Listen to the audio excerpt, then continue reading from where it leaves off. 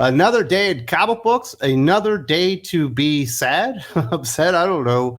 And I guess it's a double dose because we have a legend leaving DC Comics and an absolute buffoon moron staying at Marvel Comics, apparently in perpetuity, whatever, just can't get rid of Dan Slott. But, this last week we got Titans Beast World #1, written by Tom Taylor, illustrated by Ivan Reis. I was like, holy shit, this comic book just looks amazing. It looks so good, and it's way more Tom Taylor, like deceased Tom Taylor or Injustice Tom Taylor, than it is Nightwing Tom Taylor or Titans Tom Taylor that he's been at DC as of late, and certainly a far cry from like X-Men Red or any of the crap he was doing at Marvel.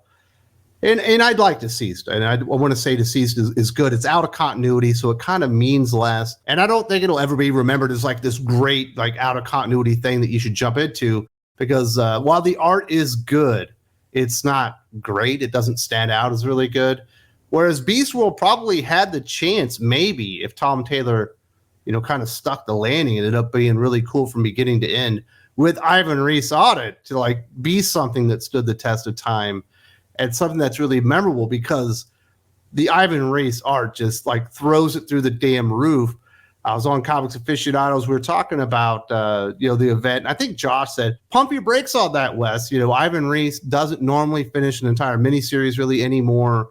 A lot of times they do the first 2 issues. And then my good friend, Yul Carter, the man behind Fantastic Comics, if you're not checking out his YouTube channel, I think you're nuts. And he looked into it. And he's like, yeah, he's not going to be doing issues after #2, and he might be doing like the last one.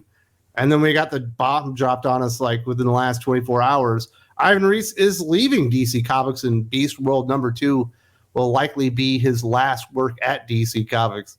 And it feels like they're, DC Comics specifically, are taking my soul apart one piece at a time.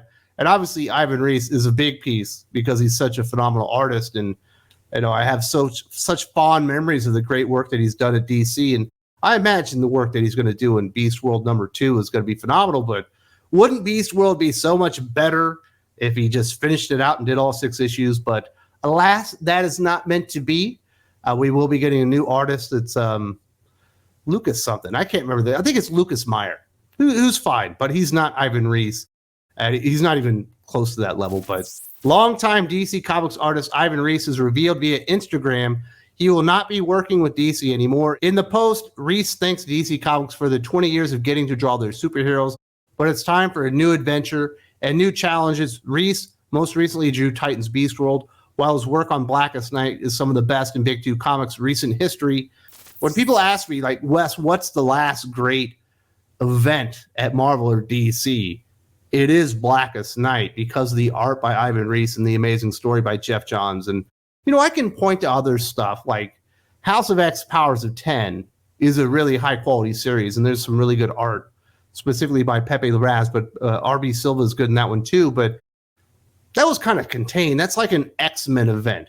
Blackest Night is the whole fucking DC universe, and there's so much fallout out of it, and it was led up to so well, and there's so many tie-ins, and yeah, they aren't all perfect, but my goodness, that main series is just lights out.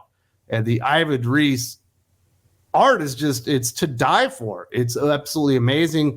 Those amazing double page spreads, like in the vacuum of space with all these demonic, like Black Lanterns and stuff. And you see your favorite heroes being overcome, and got freaking Firestorm in there. Nobody uses Firestorm anymore. That's a cool character. It was even like the second iteration of Firestorm with like the guy that took over.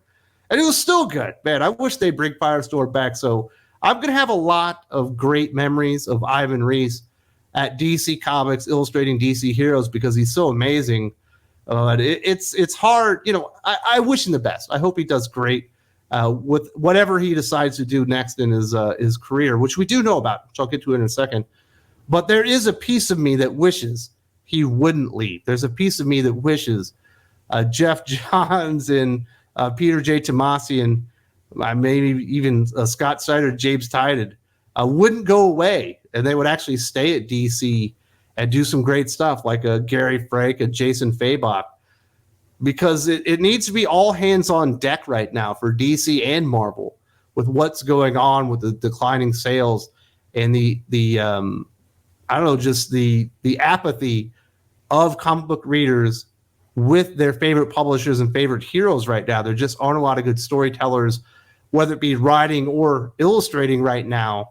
And it feels like all the good ones that were left, or all the great ones that were left, are gone. And even the good ones are kind of walking away as well. I know everyone thinks James Tynion's amazing. I would disagree on that, but I do think he's talented.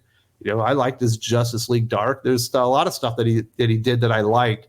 I think he's overrated, but he's still far better than almost everything that DC has right now. And it's like I said, it's like they just take a little piece of your soul, like a little Lego piece every single day, and see if you'll notice. Like, is he going to notice his soul isn't there anymore? He's not going to have the same love for comic books. And I don't know. I'm trying to laugh because I don't want to cry. Acclaimed DC artist Ivan Reis has officially become the 10th creator to join Image Comics' Ghost Machine Collective. The Sao Paulo native Reese took the stage at CCXP alongside frequent collaborator and Ghost Machine co-founder Jeff Johns. Reese will reteam with Johns on a new series called Hyde Street, which will kick off Ghost Machine's horror universe. Hyde Street will debut in January's Ghost Machine #1, ahead of its proper launch in 2024. Image promises that the horror series will continue Reese and John's tradition of epic, character-centered stories with rich and sprawling mythologies surrounding them. And I have a feeling that it'll probably be pretty good. They did try to do, I don't even remember what it was called before Ghost Machine anymore, because they only did a few issues. It was Geiger. We were supposed to get Snipe and Slug from Peter J. Tomasi. That one never came out. And we got some like Junkyard Joe or whatever. It sounds like it's building up and it's going to be bigger and bigger. And I hope they do amazing. Like, I hope they change the world. And I hope Ivan Reis and Jeff Johns and all these guys are super duper successful and very happy and content and make all the money that they deserve, that they've earned with their great time at DC Comics and Marvel Comics and all these publishers. But there is a piece of me that knows the likelihood of Ghost Machine becoming something important enough or game-changing enough or something that moves the needle enough to replace what we're losing at DC isn't very likely. I wish that DC and Marvel hadn't made it a place in the industry where so many creators, good creators that they need right now, their characters need, their fans need, the companies need right now, didn't look at what the situation is and come to the conclusion that I don't need Spider-Man, I don't need X-Men, I don't need Batman, I don't need Superman. Obviously, there's something very, very wrong when you have all these people essentially leaving in such a short amount of time. And, I want it to be great. I wish Ghost Machine, maybe it would become bigger than DC. And it would be run by Jeff Johns, and maybe it would be the publisher that we all want DC or Marvel to be. But they're still not going to have Batman, Justice League, Superman, X-Men, Spider-Man, Wolverine, Captain America, the Avengers, Iron Man, Green Lantern, Flash, and all these characters that are so well known that bring people, into the hobby once you discover how amazing they are. And then you realize, holy shit, there's 80 years of amazing stories featuring these characters that I think are interesting. And they explore so much with them over the years.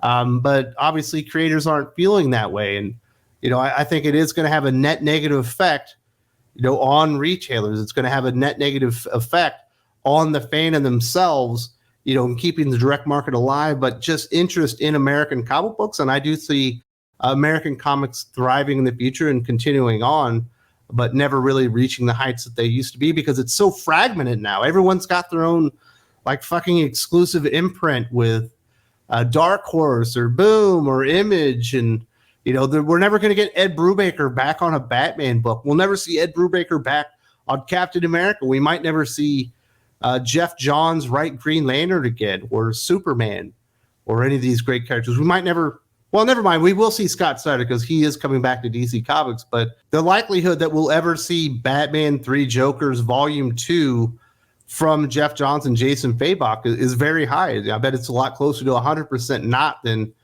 100% yes. You know what I mean? It's probably like 95% that we'll never see that book. They'll probably do the book with inferior creators. It'll be Chip Zdarsky and Mike Hawthorne or something like that. Something that's Mike Hawthorne's fine, but he's not He's not Jason Fabok. He's not Gary Frank. He's not any of these people. I want to see Gary Frank on fucking Superman because, in my opinion, he might be the greatest Superman artist of all time. He's definitely the best Geiger artist of all time. I have to admit that as well. But, as good as Geiger was, it's never going to mean to me what Superman does. And I know that's being very selfish. Like I said, I hope everyone is so successful and they make 2, 3 times, 4 times more money than DC and Marvel ever even considered offering them, and shove it in their face and be like, you guys undervalued us so much. Look what we're able to do. But in the meantime, I think a lot of people are going to go through a lot of hard times because everything is so fragmented and nobody sees DC and Marvel as a good opportunity anymore. Anybody with talent, really just the people that can't make an opportunity for themselves outside or know that there's no way they would ever be able to make it without Marvel or DC's characters to kind of elevate their profile. Like your Stephanie Phillips, your fucking Tinny Howards, your Steve Fox, your Steve Orlandos, your Colin Kelly and Jackson Lanzig. Those guys are never going to go away. There's nothing for them outside of Marvel or DC because they're not good enough. And everybody that is good enough has kind of found their exit strategy over the last few years. Somebody that's certainly not good enough to make it outside of Marvel and DC is Dan Slott. Dan Slott and Marvel have decided to renew their vows. Slott announced at LA Comic-Con he has re-signed his exclusive deal with Marvel Comics for another few years. The exact length of the deal is unknown, but it should include more issues of his current Superior Spider-Man and Spider-Boy series, as well as presumably more. According to Slott, his 2022 Spider-Man #1 was the company's best-selling comic in units for the entire year, and the recent Spider-Boy #1 is on track to be the same in 2023. A lot of times comic book creators are known to embellish, and I would say right now, Dan Slott's fucking lying there. There's no way his Spider-Man #1 was the best-selling book at Marvel in 2022, and there's no way Spider-Boy #1 is the best-selling book in 2023. I'm sure he can spin it in his head. Remember, we had the X-Men writers, like the entire X-Slack. We're like, nah, the X-Men's selling better than it ever has in its history. It's like, I don't know, man. All the evidence that everyone has says no, and it turns out they were being fed a bunch of lies. I imagine Dan Slott was lied to, or he made up the lie in his own head. But, Dan Slott, what is he going to do outside of fucking Spider-Man? He can't even do another Marvel character and have anyone give 2 fucks about it. He can't do Fantastic Four or Iron Man or anything. It has to be a Spider-Man character at this point. And he has no career without Spider-Man at this point. And there's no opportunity outside of Marvel or DC. What is he going to do, Ren and Stimpy again? Like, maybe he could do a Rick and Morty comic, but those things don't sell. And there's no acclaim to be made there. So for somebody like Slott, he has to stay at Marvel, or else he would be completely irrelevant. Whereas someone like an Ivan Reis can go and take that chance knowing he's still one of the best artists in the world.